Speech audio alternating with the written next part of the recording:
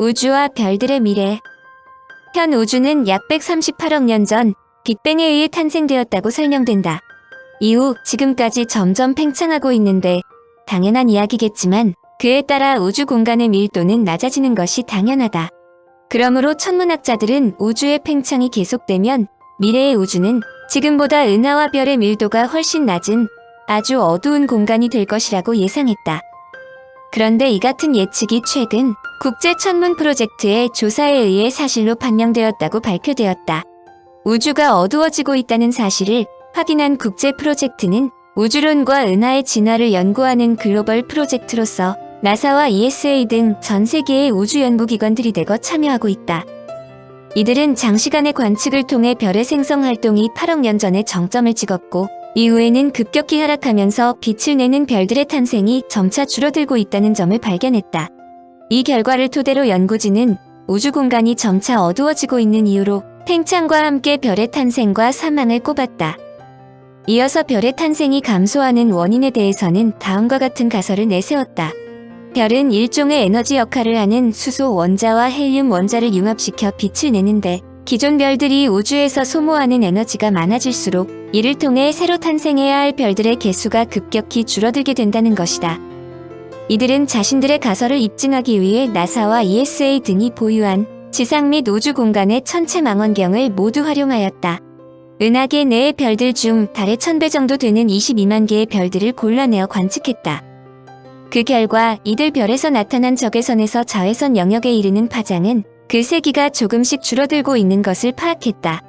이 같은 현상은 우주가 시간이 지날수록 조금씩 어두워지고 있다는 사실을 증명한다. 프로젝트의 책임자인 서우주대학의 사이먼 드라이버 교수는 파장의 세기를 조사한 결과 우주는 20억 년 전의 빛에 비해 그 절반에 불과한 에너지를 내놓고 있는 것으로 드러났으며 이 같은 현상은 우주가 조금씩 느리게 죽어가고 있다는 것을 의미한다라고 덧붙였다. 그는 이와 같은 현상 즉 우주의 원자까지 암흑 에너지에 의해 파괴되는 것을 빅립으로 불렀다. 빅립이란 우주가 산산조각이 나는 현상으로 팽창이 가속화되던 우주가 220억 년 뒤에는 크게 찢어지면서 종말을 맞게 된다는 이론이다. 빅립 이론이 발표되기 전만 하더라도 우주 종말론은 빅크런치가 대세였다. 우주가 팽창하다가 결국은 다시 수축하여 결국은 블랙홀처럼 한 점으로 돌아간다는 가설로서 빅뱅 현상과 반대되는 이론이다. 이 같은 시나리오는 별과 별, 행성과 행성, 은하와 은하가 서로 밀어내는 힘이 존재하기 때문인데 그것이 바로 서로 끌어당기는 우주 중력보다 우주 팽창을 가속화하는 에너지인 암흑 에너지 때문에 우주가 팽창하고 있다는 것이다. 그리고 결국에는 우리 우주가 풍선처럼 이 팽창하는 힘을 버티지 못하고 터져버린다는 것이 이들의 주장이다.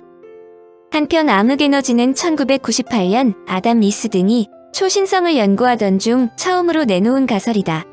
우주를 구성하는 물질들 가운데 별이나 행성, 그리고 가스 등은 4%에 불과하다는 점에서 시작된 이 이론은 우주의 나머지가 23%의 암흑 물질과 73%의 암흑 에너지로 이루어져 있다는 것이 가설의 핵심이다.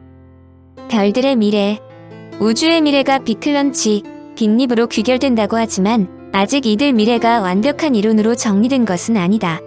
더구나 이 시기는 현재 인간이 상상할 수 있는 단위가 아닌 적어도 280억 년 후이다. 그러나 우주 속에 포함된 별들의 미래에 대해서는 비교적 자세히 알려져 있다. 모든 별은 우주의 먼지 구름에서 태어난다. 구름 속의 어디엔가에는 우연히 물질이 다른 곳보다 더 많이 모인 곳이 있게 마련인데 이때 자신의 중력으로 주변에 있는 물질들을 끌어들인다. 질량이 커지면서 중력도 더 커져 보다 많은 물질들을 끌어당겨 처음에는 작은 규모이지만 시간이 갈수록 주변의 먼지 구름이 가속도로 빨려들고 압축이 진행되면서 중심 부분의 압력과 온도가 올라간다. 먼저 전자가 원자에서 떨어져 나가 플라즈마를 형성하는데 압축이 계속되면서 플라즈마 속의 원자핵은 점점 더 빨리 움직이게 된다. 이후 이 핵들의 속도가 더욱 빨라지면 핵 사이에 존재하는 전기적 반발력을 이기고 서로 합쳐지며 태양과 같은 핵융합이 시작된다. 핵융합으로부터 나오는 에너지가 주변 물질의 압력을 가해 모든 것은 중심 쪽으로 끌어들이는 중력과 균형을 이룬다. 이 에너지가 표면에 도달하면 전자파의 형태로 우주 공간으로 방출되고 균형을 이룬 먼지 구름은 빛을 내기 시작한다. 태양과 같은 별이 탄생한 것이다. 별의 1차적 연료는 수소다. 두 개의 양성자, 즉 두 개의 수소 원자액이 합쳐져서 중수소와 몇 가지 다른 입자를 만들어낸다. 이 중수소가 다른 양성자들과 충돌을 거쳐 결국은 두 개의 양성자와 두 개의 중성자로 된 헬륨 원자액을 형성한다. 이 핵 반응을 다음과 같이 표현한다. 4개의 양성자에서 헬륨과 에너지와 몇 개의 다른 입자. 여기서도 4개의 양성자가 갖는 질량의 일부가 전환되어 핵반응 에너지를 만들어낸다. 별이 수축하면서 안정되어 가는 과정에서 별의 가장자리에서 재미있는 현상이 나타난다. 최초의 먼지 구름은 일반적으로 미약한 회전 운동을 하는데 수축이 시작되면 회전 속도가 빨라진다. 속도가 너무 빨라지면 마지막으로 별이 산산조각이 나기 마련인데 여기에도 예외가 있어 이런 비극이 오지 않는 경우가 생긴다. 첫째는 두 개로 갈라져 다중성계가 되는 경우와 또 하나는 행성들을 분가시키는 방법이다. 어느 쪽이든 떨어져 나간 부분들은 어머니 별의 회전력을 떼어갖고 나온다.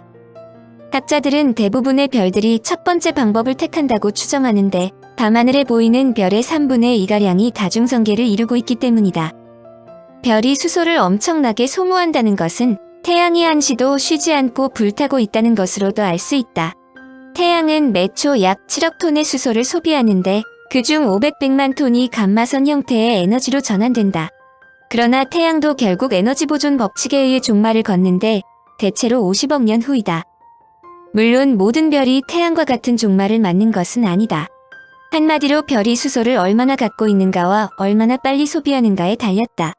당연한 이야기이지만 별의 크기가 클수록 수명이 짧은데 이는 큰 별일수록 입자들을 안쪽으로 잡아당기는 중력의 힘이 크므로 평형을 유지하기 위해 더 많은 수소를 소비하기 때문이다.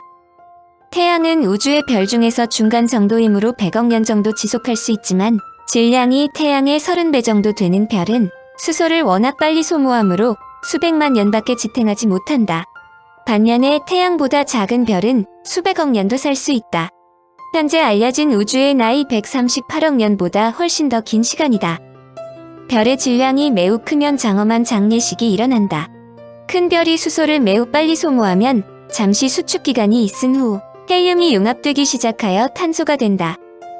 헬륨이 다 떨어지면 어김없이 수축이 다시 시작되고 내부의 온도가 크게 올라 탄소마저 융합을 시작한다. 앞선 물질이 타고 남은 재가 그 다음 물질의 융합 연료가 되는 과정이 반복되며 별의 일생 중 마지막 단계에 도달한다. 핵융합 마지막 단계에서 철이 생성되기 시작한다. 철이야말로 마지막 재인 셈이다. 이 단계에 이르면 철 원자핵을 다른 원자핵과 융합시켜 에너지를 얻는 것이 불가능하고 핵분열로 에너지를 얻을 수도 없다. 별의 중심 부분에 철이 쌓여감에 따라 에너지를 만들어낼 방법이 점점 사라지면 다시 수축이 시작되는데 이번에는 전자의 힘도 중력의 힘을 이길 수 없는 상태가 된다. 결국 전자는 중심부에 있는 양성자로 밀려들어가 중성자가 되고 이 별은 중성자로 덩어리진 공이 된다. 이를 중성자별라고 하는데 지름은 고작 15km 정도다. 여기서는 중력의 힘과 중성자의 압력이 서로 균형을 이루어 별을 안정시키는데 학자들은 초신성 폭발 후 중심에 남는 것이 중성자별이 된다고 추정한다. 중심부의 수축이 시작되면 별의 바깥 부분에 있는 입자들은 더 이상 기댈 곳이 없다는 것을 알고 안쪽으로 떨어지기 시작한다. 이 과정에서 핵융합의 산물로 밖으로 쏟아져 나오는 중성자의 홍수에 마주치게 되는데 그 결과 별은 문자 그대로 산산조각이 된다. 약 30분 동안 충격파가 별의 몸체를 휩쓸고 지나가고 온도가 상상할 수 없을 정도로 올라가며 우라늄 플루토늄에 이르는 모든 무거운 원소들이 마구잡이로 형성된 후 우주 공간으로 뿌려진다. 그리고 며칠 동안 이 별은 은하계 전체보다 더 큰 에너지를 내는데 이 현상을 초신성라 부르는데 이제까지 알려진 별의 최후 중에서 가장 장엄한 것이다. 폭발의 먼지가 사라지고 나면 중성자별 또는 블랙홀이 된다. 중성자별은 보통 회전축을 중심으로 약 15km인데 1초에 30번에서 50번 회전한다. 이때 강력한 전파가 발사되는데 이를 펄서라고 부른다. 별의 질량이 매우 크면 중성자의 압력도 중력의 힘을 이기지 못해 수축이 계속 진행되는데 이를 블랙홀이라 한다. 이를 비유하여 블랙홀이야말로 중력이 거두는 최후의 승리라고 말한다. 이를 역으로 말한다면 별의 궁극적인 승리이자 패배의 상징이다. 이를 정리하면 우주의 초기에 큰 별들이 형성되었고 짧은 생애를 마친 후 초신성이 된다. 숨을 거두기 직전 이들은 모든 화학 원소를 합성하여 우주 공간으로 뿌려준다. 여기서 이 원소들은 다음 세대의 별에 흡수된다.